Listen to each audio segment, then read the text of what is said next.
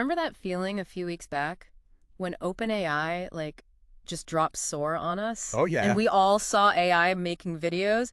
That looked, well, like real movies. This is wild. Talk about, like, a total creative earthquake, right? Absolutely. And right in the middle of everyone freaking out, the open source community, they didn't just sit back in awe. Nope. They got to work, wanted to, like, get their hands dirty, figure out how it worked. Yeah. Maybe even, one-up OpenAI. It's even better. And that's where this thing, the Open Sora plan, comes in. Exactly.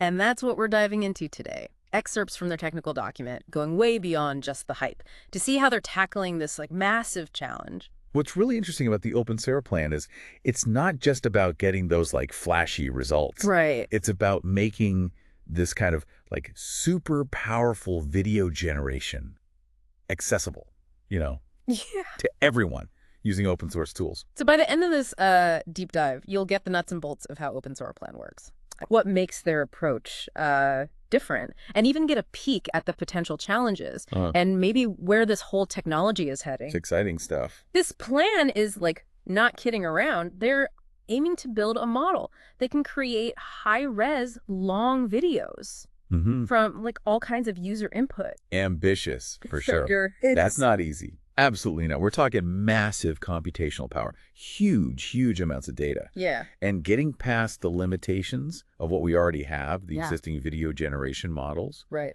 a lot of those really struggle to get both high resolution and, like, long videos at the same time. So how are they planning on actually doing this? Well, the plan has, like, three main parts. Imagine, like, building a whole next level video production studio from scratch. First, you've got the wavelet flow variational autoencoder, That's a mouthful. WFVA for short. Okay, much better. Think of it as like a crazy efficient video compressor. It takes this huge video file, right, and shrinks it way down, but, like, really cleverly. Keeps all the important stuff. Yeah, exactly. It uses these things called wavelet transforms, which is like, think of it as separating the video into layers, different levels of detail. Oh, interesting. Like peeling back layers of an onion so it can analyze each part and then compress it in a way that's, well, smarter than other methods.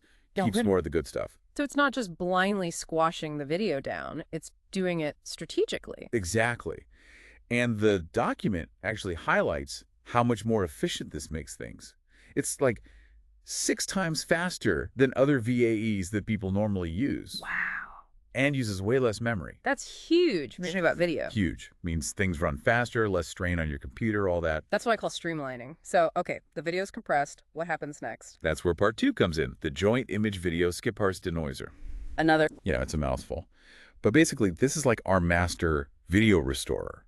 It takes what the WFVAE did, that compressed data, and it denoises it to create the actual final video. So it's like cleaning things up, making sure the video looks good. Even more than that, it's like it actually understands the video on a whole other level. It uses this full 3D attention structure, which means it can, like, actually grasp those complex movements, camera angles, even the physics of what's happening. Wow. It's a big step up from older models Yeah. that mostly just focused on how things changed over time, not how different parts of the video, like, actually relate to each other in space. So it's like the difference between watching, I don't know, like a slideshow versus a movie that's got smooth transitions, camera work that makes it feel real. That's a perfect way to put it. And to make it even more efficient, they've got this thing called skip-parse attention.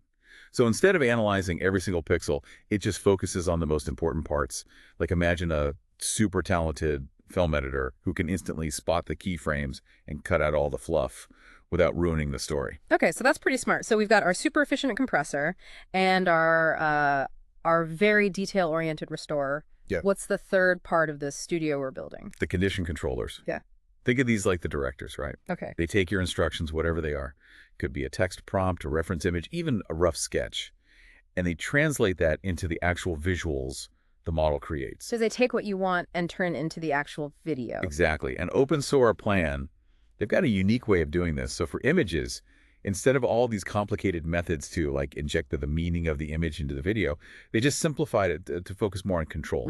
So it learns to kind of replicate what it sees in a more straightforward way. So it's less about interpretation and more about giving you, like, precise control. Exactly. And for the structural stuff, like your sketches or depth maps, they came up with a totally new controller. Right. Way more computationally efficient than the old ways of doing things. Hmm. Like they found a shortcut to get the same control, but without all the heavy lifting. That's awesome. So we've got all the parts of our video studio now, but as you can imagine, actually training these AI models, that's got to be crazy complicated. It's like trying to teach a computer to understand the whole world of video, from everyday stuff to the most intense action sequences. Air pressure at all, right? Right.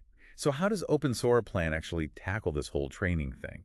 They've got some really smart tricks up their sleeve. Okay, like what? Well, take the min-max token strategy, for example. You know how video data comes in all shapes and sizes? Different resolutions, lengths, all that. Exactly. So this strategy, it groups videos together based on similar token counts, which is basically like a way of measuring how much data the video has. So it's kind of like instead of organizing your files by name, you do it by file size. Yeah, that's a good way to think about it. Makes it all easier to manage. And by grouping them like that, it makes sure the hardware is being used efficiently, no matter what kind of video they're training on. That's pretty smart. But what about making sure it learns correctly? With all that data flying around, that seems tricky. They've got that covered too. They use, it's called the adaptive gradient clipping strategy. Okay. Imagine it like a safety net that catches any errors during training. So it's like preventing the model from learning the wrong things. Exactly. It uses this thing called exponential moving averages, EMA, to dynamically adjust a kind of threshold. So if the model starts changing too much during training, could be a sign that something's off with the data, and this strategy just kicks in to fix it. It's like having a teacher who can see when you're getting confused and kind of steers you back on track. Exactly. And then there's the prompt refiner. Okay, this sounds interesting. This is where it gets really cool. So most of the data they use for training, it's got these like super detailed captions, way more detailed than what a normal person would type in. So it's like training a chef with like gourmet recipes when most people just want to make a simple meal. Perfect analogy. So the prompt refiner is like this language whiz that steps in. It takes those short, user-friendly prompts and expands them, makes them more detailed to match the training data, makes the whole thing a lot more user-friendly. So it's bridging that gap between like how the model learns and how people actually use it. Exactly. And the results are impressive. They found that using this prompt refiner really helped boost the model's performance, especially when it came to like generating human actions accurately and describing those spatial relationships between objects in the video. So it's not just some like little tweak. It's actually making a big difference in how well the model understands and creates videos from simple prompts. Big time. Yeah. Like it's giving the model a much clearer picture of what we want so it can do a better job creating it. But training's just half the battle, right? You need good data to start with. Right, garbage in, garbage out. Exactly. And Open Sora Plan, they really go all out to make sure their data is top-notch. So what do they do? They've created this thing they call a data pipeline. It's like a chef who's super picky about their ingredients, Yeah. Only the best will do. Yeah, I get it. So they're looking for specific things in the videos they use. Absolutely. Checking for things like jump cuts, any unwanted subtitles, making sure the videos have like a good aesthetic score. They even look at stuff like the motion values to make sure the movement's smooth and natural. So it's a quality control check to make sure every video in the set is like contributing something positive. Right. And once they have this like curated collection of videos, they use these powerful language models to create detailed descriptions for each one, like what's happening in the scene, not just what it looks like. So it's about understanding the context, the meaning behind the visuals. Precisely. It's like giving a movie subtitles. But these subtitles are describing everything that's going on, not just the dialogue. Helps the model learn how different visual elements are connected and create something that makes sense as a whole. So they built their studio, trained the crew, and they've got the best ingredients. Now what? What happens when we actually hit record? How well does Open Sora Plan actually perform? That is the million-dollar question. Yeah. Well, they're already tinkering, trying to improve that WFVAE. Make it even better. Even more efficient, yeah. Experimenting with different architectures, like messing with the engine to get even more horsepower. So they're not settling. Not even a little. Yeah. And they're also looking at new ways to train it, like this thing called flow matching. It's shown a lot of promise in other video models. More stable, better at handling all the complexities of video. Sounds like they're really pushing the limits. But it seems like the data itself, like the limitations there, are still a pretty big hurdle. Yeah, that's true. Getting more variety in the data. That's key. More videos showing different actions, scenes, you name it. Even finding videos of cars driving or people walking turned out to be harder than they thought it would be. Really? I think that'd be easy, that kind of basic stuff. You would, right? Right? But it just goes to show these data sets we have might not be as representative of the real world as we think. And without that visual vocabulary, the model's kind of stuck. Can't really create truly diverse, realistic videos. It's like if you're trying to write a book, but you only have a limited set of words. Exactly. You can tell a story, sure, but it won't be as rich, as nuanced. Makes sense. And then there's that whole thing about missing annotations. We talked about how filmmakers use camera angles, movement, all that to create a certain feel for it. Yeah, those subtle choices that make a video really work. Exactly. Being able to add annotations for those things, like the camera work, the style, even the emotional tone of the video, that'd give users so much more control. It'd be like not just making the video, but directing it. Yeah, putting their own spin on it. And of course, there's the resolution. Everyone wants those crisp, high-def visuals. Gotta have that 4K, right? Right. So getting more high-res videos into the data, that's a big one. Means the model could make videos that are even more detailed, more true to life. But we can't just stop at visuals, can we? Imagine if you could bring audio into the mix. Oh, man. That would change everything. Dialogue, sound effects, music, even syncing the visuals to like the beat of a song.